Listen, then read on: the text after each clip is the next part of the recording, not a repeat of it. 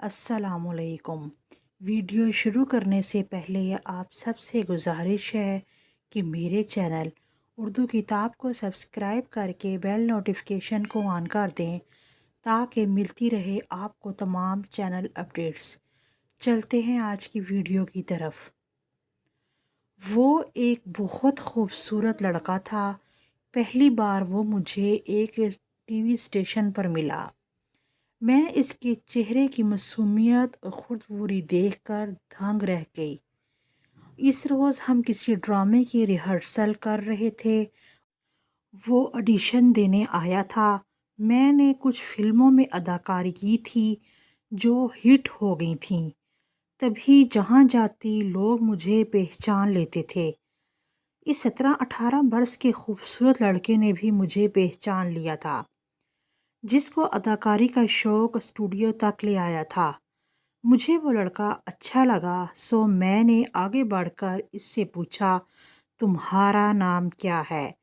وہ میری آواز پر چونکا اور محویت سے مجھے دیکھتے ہوئے اپنا نام بتانے کے بجائے میرا نام بتاتے ہوئے بولا، آپ اقصیٰ ہیں نا؟ ہاں، مگر تم کو میرا نام کیسے معلوم؟ میں کیا، آپ کو سارا جہان جانتا ہے۔ آپ ایک جانی مانی اداکارہ جو ہیں۔ لیکن تم نے اپنا نام نہیں بتایا۔ وہ بولا، میرا اصل نام کچھ اور ہے، مگر میں نے اپنا نام روہیل رکھ لیا ہے۔ مجھے یہ نام پسند ہے۔ کیوں، کیا تم روہیلے ہو؟ میں نے اسے یاد دلایا کہ تاریخ میں روہیلے بھی ایک مشہور کاسٹ تھی۔ بس جو سمجھ لیں۔ یہاں کیوں آئے ہو؟ آڈیشن دینے۔ اچھا تو پھر آؤ چائے پیتے ہیں۔ مجھے تم میں مستقبل کا ایک بڑا فنکار نظر آ رہا ہے۔ خدا تم کو کامیاب کرے۔ خدا نے اسے کامیابی دی۔ پہلے پہل اسے چھوٹے رول ملے۔ میری اکثر اس سے ملاقات ہو جاتی تھی۔ وہ جب ملتا پہلے سے زیادہ شرمایا ہوا لگتا۔ میں اسے دیکھ کر محبوبیت رہ جاتی۔ نگاہ اس کے چہرے سے بہتی نہ تھی۔ وہ عام لڑکوں سے بہت مختلف تھا۔ چہرے پر ملاحت کے ساتھ حجاب کے سائے رقصاں ہوتے۔ بھرپور آنکھ اٹھا کر دیکھنے سے شرماتا۔ مجھے اس کی بھی یہی ادا بھاتی تھی۔ وہ مجھ سے 6-7 برس چھوٹا ہوگا، پھر بھی ہماری اچھی دوستی ہو گئی تھی۔ جب میری کسی شگفتہ بات کو سن کر معصومیت سے مسکراتا تو سوچتی، کاش یہ میرا بھائی ہوتا، کیونکہ ہم 4 بہنیں تھیں، ہمارا کوئی بھائی نہ تھا، اور مجھے اس رشتے کی کمی شدت سے محسوس ہوتی تھی۔ روہیل نے بتایا تھا کہ اس کی 6 بہنیں ہیں اور وہ سب سے بڑا ہے۔ والد وفات پا چکے ہیں۔ والدہ بیوگی میں بہت مشکل سے ہمیں پڑھا رہی تھیں۔ ان کی خواہش تھی کہ میں پڑھ لکھ کر کوئی مقام حاصل کر لوں، ڈاکٹر یا انجینئر بنوں۔ وہ مجھے آفیسر دیکھنا چاہتی ہیں، لیکن گھر کے مالی حالات ایسے نہیں ہیں۔ والد کے بعد میری بہنوں نے بھی منہ زوری شروع کر دی ہے۔ امی کو تنگ کرتی ہیں، امی کا کہنا نہیں مانتی، اس وجہ سے وہ تنگ اور پریشان رہتی ہیں۔ ان کو پریشان دیکھ کر میں بھی پریشان رہنے لگا اور پڑھائی چھوڑ کر کمانے کا سوچا۔ ایک دوست نے بتایا کہ اس کے ماموں ٹی وی میں ملازم ہیں۔ وہی مجھے یہاں لایا کہ تمہاری شکل و صورت اچھی ہے، شاید یہاں ڈراموں میں اداکاری کا چانس مل جائے۔ البتہ اس کی والدہ اس بات پر خفا تھیں۔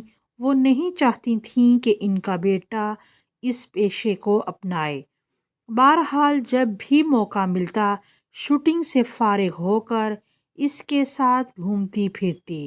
مجھے اس کے ساتھ سیر و تفریح کرنا پسند تھا۔ اس کے اور میرے درمیان کوئی طمع کا رشتہ نہ تھا، صرف اخلاص والی دوستی تھی ہماری۔ اس سے باتیں کر کے میرے دل کا بوجھ اتر جاتا اور تھکن دور ہو جاتی تھی۔ کچھ دنوں سے میں نے محسوس کر رہی تھی کہ اس کے رکھ رکھاؤ میں تبدیلی آ رہی ہے۔ وہ اب شوٹنگ پر بھی دیر سے آتا۔ میں سمجھاتی کہ دیر سے آ کر تم اپنے پیروں پر خود کلہاڑی مار رہے ہو۔ ابھی تم ایک چھوٹے اداکار ہو، تمہیں وہ مقام نہیں ملا کہ لوگ تمہارا تاخیر سے آنا برداشت کر لیں۔ 1 منٹ میں اس میدان سے باہر کر دیے جاؤ گے۔ وہ سکون سے میری باتیں سنتا، اگلے دن وقت پر آنے کا وعدہ کرتا اور پھر وعدہ ایفا نہ کر پاتا۔ میں بہت حیران تھی کہ اسے کیا ہو گیا ہے۔ اب وہ تھکا تھکا رہنے لگا تھا، رنگت بھی زردی مائل ہوتی جا رہی تھی۔ میں نے نوٹ کیا کہ وہ کچھ عجیب و غریب حرکتیں کرنے لگا ہے۔ کبھی پانی پی کر گلاس کو الٹا کر دیتا، کبھی کاغذ چبانے لگتا، کبھی اپنی بائک کی چابی کو منہ میں دبائے رکھتا۔ ایک بار تو سینما کی ٹکٹ ہی چبا گیا اور اس کو اس بات کا ذرا سا بھی احساس نہ ہوا کہ اس سے کیا حرکت سرزد ہو گئی ہے۔ میں اس سے بہت مانوس ہو گئی تھی۔ وہ واقعی مجھ کو اپنے چھوٹے بھائی جیسا ہی لگتا تھا، لہٰذا اس کی طرف سے فکر مند رہنے لگی۔ ایک دن میں نے اسے پوچھا، سچ بتاؤ، کیا تم کوئی نشہ تو نہیں کرتے یا کسی قسم کی ایسی دوائیاں کھاتے ہو جس سے تمہاری صحت پر اثر پڑ رہا ہے؟ مجھے تمہاری فکر ہے۔ وہ بولا، نہیں تو آپ ایسا کیوں سوچنے لگی ہیں؟ میں تو پہلے جیسا ہی ہوں، شاید کچھ گھریلو پریشانیاں ہوں۔ ہاں، وہ تو ہر انسان کو ہوتی ہیں۔ کیا مجھے اپنی پریشانیوں سے آگاہ نہیں کرو گے؟ ایسی کوئی خاص پریشانی نہیں ہے، اگر ہوگی تو ضرور بتا دوں گا۔ ایک روز مجھے پتہ چلا کہ اس نے گھر چھوڑ دیا ہے اور کسی دوست کے ساتھ رہنے لگا ہے۔ حالانکہ پہلے جب کبھی اسے گھر جانے میں ذرا دیر ہو جاتی تو متفکر ہو کر کہتا کہ امی اور بہنیں گھر پر اکیلی ہیں اور مجھے دیر ہو گئی ہے۔ اپنی والدہ اور بہنوں کو گھر میں اکیلا نہ چھوڑنے والا اب کیوں کر گھر چھوڑ کر اور جگہ رہنے کو چلا گیا۔ بالآخر یہ معمہ کھل گیا۔ مجھے معلوم ہو گیا کہ وہ نشہ آور گولیاں کھانے لگا ہے۔ پہل تو آثار ظاہر نہ ہوئے۔ رفتہ رفتہ جب صحت زیادہ گرنے لگی تو ایک روز میں اسے ڈاکٹر کے پاس لے گئی اور اس کے بلڈ ٹیسٹ کروائے تو انکشاف ہوا کہ وہ سستی اور مضر صحت نشہ آور ادویات لے رہا ہے۔ جب اس امر سے روکا تو اس نے گولیاں چھوڑ کر شراب نوشی شروع کر دی۔ اس کے پاس زیادہ رقم نہ ہوتی تو سنتی دسی اور کچی شراب پینے لگتا اور میرے سمجھانے پر بھی باز نہ آتا۔ آخر میں نے کھوج لگا لیا کہ اسے کون سا روگ لگ گیا ہے۔ ہماری پڑوسن کی لڑکی نے ایک دن روہیل کو ہمارے گھر دیکھا تو مجھے بتایا کہ اس کی بہن میری کلاس فیلو تھی۔ میں ان کا گھر جانتی ہوں۔ اس لڑکے نے اس وجہ سے اپنا گھر چھوڑ دیا ہے کہ اس کی بیوہ ماں نے دوسری شادی کر لی ہے۔ اس بات کا روہیل کو بہت زیادہ صدمہ پہنچا اور اس نے الٹے سیدھے کام شروع کر دیے۔ اس کے ماموں نے اسے سمجھانے اور قابو میں لانے کی کوشش کی تو ان کے قابو میں بھی نہیں آیا۔ روہیل نے دیکھا کہ اس کی بہن کی سہیلی نے اسے دیکھ لیا ہے اور وہ ہماری پڑوس میں رہتی ہے تو اس نے ہمارے گھر آنا چھوڑ دیا۔ ایک دن اس کے دوست نے مجھے آ کر بتایا کہ وہ ہسپتال میں داخل ہے۔ میں اس کو دیکھنے گئی۔ ڈاکٹر نے کہا کہ نشے نے اس لڑکے کو جوانی میں جلا دیا ہے۔ اگر اس نے خود کو نشے سے نہ روکا تو اس کی زندگی کی امید نہیں ہے۔ یہ سن کر میرے پیروں تلے سے زمین نکل گئی۔ میں نے فیصلہ کر لیا کہ اس کو دوبارہ زندگی کی طرف لے آؤں گی۔ ایک دن آیا کہ اس کی اتنی بری حالت ہوگی کہ قدم لڑکھڑا رہے تھے۔ اس نے دروازے کا سہارا لیا تو جھول گیا۔ میں نے جلدی سے آگے بڑھ کر اس کو سہارا دیا اور تا دیر پیار سے سمجھاتی رہی۔ اگلے دن میں اپنی پڑوسن کی لڑکی کے ساتھ اس کے گھر گئی تاکہ اس کی والدہ کو ان کے بیٹے کا احوال بتاؤں۔ وہ گھر پر نہ ملی، میں ناکام لوٹ آئی۔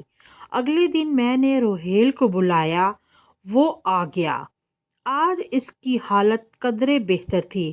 تب میں نے قسم دے کر پوچھا، اگر مجھے بہن سمجھو تو اپنے دل کا حال بتا دو، ورنہ سمجھ لینا کہ تم نے مجھے ہمیشہ کے لیے کھو دیا۔ کافی اصرار کے بعد اس نے زبان کھولی اور کہا، ستارہ، جب کسی نے مجھے بتایا کہ تمہاری امی دوسری شادی کر رہی ہیں تو میرے دل پر بجلی سی گر گئی۔ میں نے ماں کے پیر پکڑ کر پوچھا، ماں بتاؤ، کیا واقعی تم نے دوسری شادی کر رہی ہو یا کسی نے مجھے غلط کہا ہے؟ وہ بولی، یہ معاشرہ شریف عورت کو اس طرح تو جینے نہیں دیتا، بلکہ ساری عمر کی ریاضت کا یہ صلہ دیتا ہے کہ اس پر بہتان لگا دیے جاتے ہیں۔ میں فیکٹری سے گھر پر سینے کے لیے گارمنٹس لاتی ہوں، دن رات محنت کرتی ہوں۔ تم لوگوں کا پیٹ پالنا، تم سب کو پڑھانا چاہتی تھی، اس پر بھی تمہارے ددیال اور میرے میکے والوں کو چین نہ تھا۔ میں نے ان سے کچھ مانگتی تو نہ تھی، مگر یہ لوگ مجھے سکون سے محنت بھی نہیں کرنے دیتے۔ وہ کام چھوڑا، گھر بیٹھ کر دوسرے کام کیے، دکانداروں کی دی ہوئی مرچیں صاف کیں، مسالے پیس کر پیکٹ بنا کر دیتی تھی، کیا کیا مشقتیں نہیں کیں۔ تب یہ لوگ مجھ پر دکانداروں سے غلط تعلقات کا بہتان لگا دینے کہ مارکیٹ پھرتی ہے۔ میں یہ مشقتیں تم 7 بچوں کو پالنے کے لیے کرتی رہی۔ تم لوگوں کے لیے میں نے اپنے ارمان، اپنی زندگی، ہر شے کو محنت کی بھٹی میں جھونکا۔ تم لوگ بھی بات بات پر میرے منہ کو آتے ہو۔ تم نے میرا کہا نہ مانا، پڑھائی چھوڑ کر جانے کس رستے پر چل دیے۔ تمہاری بہنیں ہیں کہ میرے قابو میں نہیں آتیں، ہر لڑکی اپنی منمانی کرتی ہے۔ تم آج دوسری شادی کے خدشے ظاہر کر رہے ہو، تمہاری بہنیں بھی مجھ سے ایسی ہی باتیں کرتی ہیں۔ کبھی کہتی ہیں کہ ہم کو محنت کا کیا طعنہ دیتی ہیں، نہ کریں ہمارے لیے محنت، دوسری شادی کر لیں گے۔ کب تک زمانے کے ساتھ ساتھ اولاد کی بھی ایسی خرافات سنوں؟ سو اب میں نے یہ فیصلہ کیا ہے کہ دوسری شادی کر کے اپنی زندگی سکون سے کیوں نہ جیوں۔ تمہارے بڑے ماموں نے ہر وقت کہتے رہتے تھے کہ دوسری شادی کر لو، یہ زندگی لمبی اور کھٹن ہے، کیسے گزارا کرو گی؟ میں یہی جواب دیتی تھی کہ میرے چھوٹے چھوٹے 7 بچے ہیں، انہیں لے کر کیا میں دوسرے شوہر کے گھر جاؤں؟ یہ اتنے سارے کیا ستیلے باپ کے آنگن میں سکھ سے سما سکیں گے؟ اب تم لوگ بڑے ہو گئے ہو، خود مختار ہوتے جا رہے ہو، تو تمہارے بڑے ماموں اپنے ایک دوست سے میری دوسری شادی کے لیے مجھے منا رہے ہیں۔ اب بتاؤ میں کیا کروں؟ ابھی تو دوسری شادی کی نہیں اور سارے زمانے میں خبر اڑ گئی، محلے بھر میں بات پھیل گئی ہے۔ ابھی تو میں نے اس شخص کو دیکھا تک نہیں اور تم بدگمانی میں گھر سے نکل گئے۔ اب تم جان چکے ہو تو پھر میں بھی دوسری شادی کر رہی ہوں۔ میرا بھائی تو مجھ سے راضی ہو، میرا دکھ سکھ بانٹنے والا ایک وہی تو ہے۔ اس روز مجھے ماں کی باتیں ایسی کڑوی اور زہر لگیں، سوچا کہ اب کبھی ان کو منہ نہ دکھاؤں گا اور نہ ان کا منہ دیکھوں گا۔ بس اپنا سوٹ کیس تیار کیا اور ہمیشہ کے لیے ماں کا گھر چھوڑ دیا۔ میری بہنوں نے بھی ان سے جھگڑا کیا۔ تب امی نے یہ کیا کہ والد کا گھر چھوڑ کر بڑے ماموں کے گھر چلی گئیں۔ ماموں نے ان کا نکاح اپنے دوست سے پڑھوا دیا۔